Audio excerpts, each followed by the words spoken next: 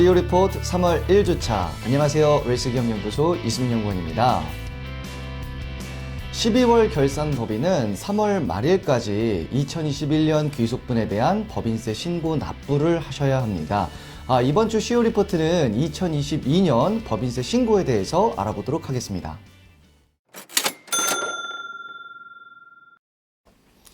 일단 12월 결산법인은 3월 31일까지 법인세를 납부하시면 되겠습니다. 일반 법인은 3월 31일까지 납부하셔야 하고요. 성실신고 확인 대상 법인의 경우는 1개월 후인 4월 30일까지 납부하시면 되는데 공휴일이다 보니까 5월 2일까지 납부를 하시면 되겠습니다. 사실 법인세는 개인의 급여처럼 원천 징수를 하지를 않기 때문에 요즘처럼 경기가 회복되는 시점, 특히 원자재 가격이 상승하고 수요가 증가해서 더 많은 생산을 해야 하는 그런 시점에는 일시적으로 법인 자금의 유동성이 좀 악화될 수가 있습니다. 이런 이유 때문에 법인세액이 부담되는 기업은 분납을 활용하시는 게 좋을 것 같습니다. 납부할 세금이 1,000만 원을 초과하는 경우부터는 분납 제도를 활용하실 수가 있는데요. 최대 2개월 이내에서 분납이 가능합니다. 예를 들어 납부할 세액이 2천만 원 이하인 경우는 1,000만 원 초과 금액에 대해서 분납을 신청하실 수가 있고요. 납부할 세액이 2천만 원 초과가 되는 경우는 그 세액의 50% 이하의 금액을 분납 신청하실 수가 있습니다. 또한 국세청은 성실 납세를 유도하기 위해서 다양한 신고 도움 자료를 제공하는데요. 아마 문자 메시지 등을 통해서 안내받으셨을 수 있습니다. 세무 대리인에게 너무 의존하지 마시고 직접 국세청 홈택스 혹은 손택스에 접속을 하셔서 법인세 신고도움 서비스에 접속을 해서 그 내용을 확인하시는 게 좋을 것 같습니다. 기업의 주요 지표, 주요 안내사항, 절세 도움사항 등을 확인하실 수가 있고요. 지난 2020년 귀속분 신고에 대한 기업 분석 자료 등을 제공하고 2021년 귀속분에 대한 원천세 신고 자료 등을 추가로 제공해서 누락되거나 잘못 신고하는 경우를 막을 수 있도록 도와주고 있습니다. 또한 법인별로 유의사항까지도 제공을 합니다. 가지급금 인정이자 특수관계자의 가수금 등에 대한 변동사항에 대해 체크할 수 있는 도움을 받으실 수가 있습니다. 특히 제공 자료에 대한 시각화가 잘 되어 있어서요. 화면에 보시는 것처럼 간단하게 그래프와 표 등으로 기업의 현황을 잘 확인하실 수가 있습니다. 또한 법인세 절세에 관한 팁과 업종별 유의 팁도 함께 제공을 하니까요. 이번 기회에 꼭 확인을 해보셨으면 좋겠습니다.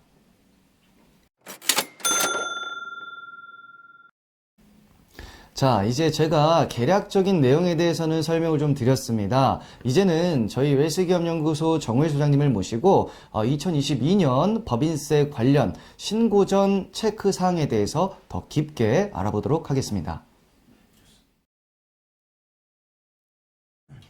안녕하세요. 웰스기업연구소 정우일 소장입니다. 자, 2022년 3월 법인세 신고하는 날이죠. 이 법인세 신고에 맞춰서 앞서 안내해드린 것처럼 좀 더 깊게 절세할 수 있는 포인트들을 안내해드리도록 하겠습니다. 자, 일단 대표님들께서는 절세에 관심을 가지셔야만 혜택을 받을 수 있다는 것 좀 알아주셨으면 좋겠고요. 세무대리인이 아무래도 좀 물리적으로 우리 법인의 모든 그 세액공제 내역을 챙기기가 좀 불가능하기 때문에 법인에서 먼저 체크를 해 주셔야만 가능하다는 말씀 꼭 드리고 싶습니다.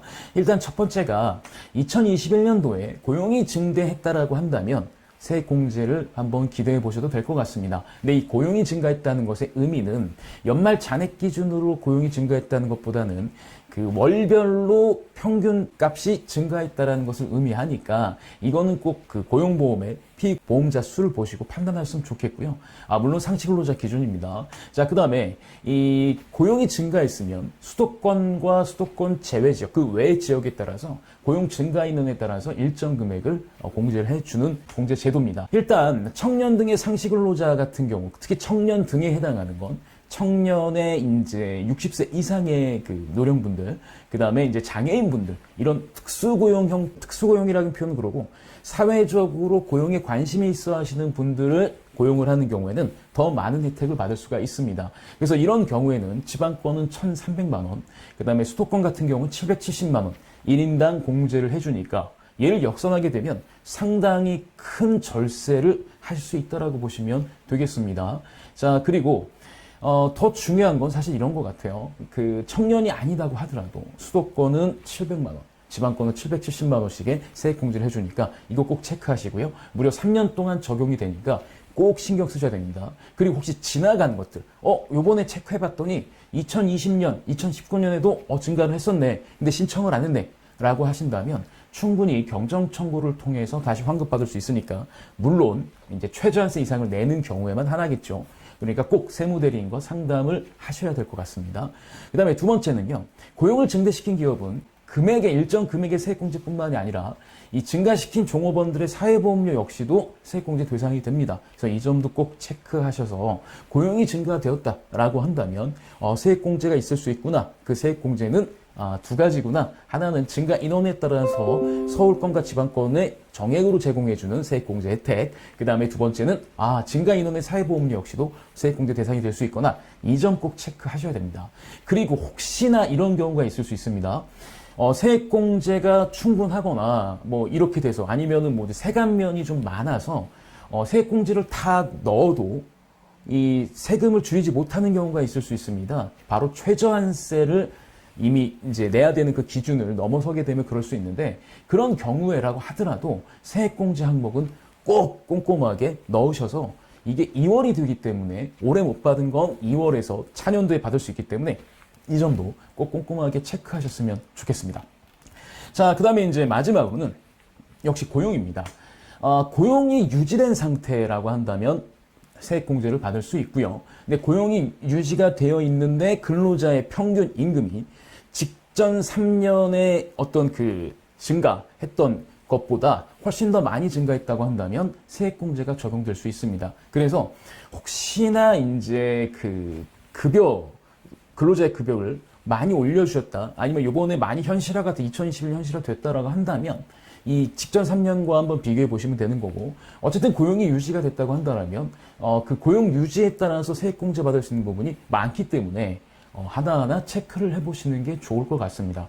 그럼 일단 오늘 이번 주에 제가 알려드릴 팁은, 고용을 증가했거나 고용이 유지됐다고 한다면 세부적으로 따져서 세액공제를 신청할 수 있는 여지가 상당히 많으니까 꼭 결산을 하실 때 세무대리인과 꼭 그냥 넘어가지 마시고, 세무대리인이 주는 결산 자료 이런 거 그냥 넘어가지 마시고 하나하나 체크하셔서 작은 금액이라도 절세하시길 바라는 마음에서 오늘 컨텐츠 준비했습니다. 오늘은 여기까지입니다.